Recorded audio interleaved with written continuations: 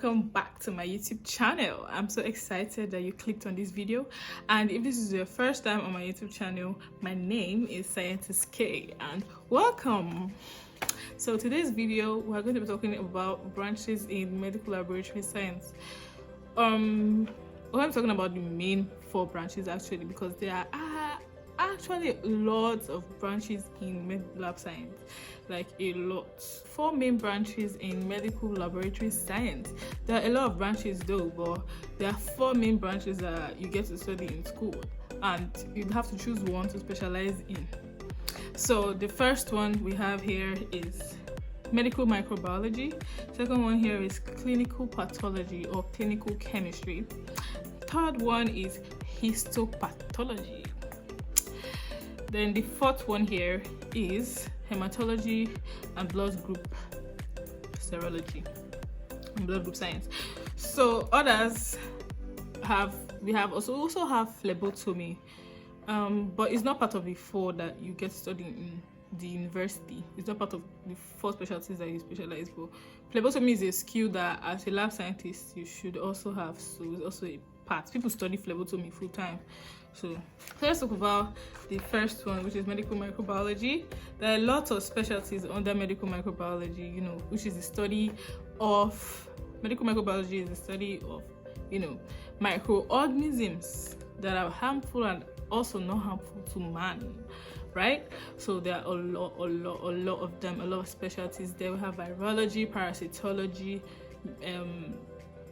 hematology, nematology, protozoology, and all of that. I made a video about it, so you can go and watch it. The second branch which I mentioned here is the clinical chemistry or chemical pathology. So clinical chemistry, I'm not going to look at my notes and tell you what it is. So it is a part of or a branch of medical laboratory science, right, that uses blood, serum, plasma, and cerebrospinal fluid, also pleural fluid, spinal fluid, peritoneal fluid, urine, etc. to diagnose or rule out a pathology, right, or monitor the efficacy of drug therapy.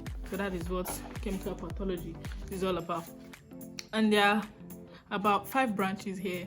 They have the forensics, therapeutic drug monitoring, toxicology, enzymology, and endocrinology. I think forensics has to do with discovering stuff like crime and all of that. Endocrinology has to do with hormones, study of hormones. The enzymology has to do with study of enzymes, and toxicology and therapeutic drug monitoring to see the efficacy of a drug, right? So that is all for chemical pathology. The third branch here is histopathology. So histopathology is a branch of medical laboratory science that deals with the study of diseased tissues, right? Then it examines cells in smears, aspirates, or body fluids, which is cytology. For example, urine or cervical smears. This part or this specialty of Medlab science is really very interesting, and there are about 3 main branches here. We have the forensic pathology, the neuropathology, and the pediatric pathology.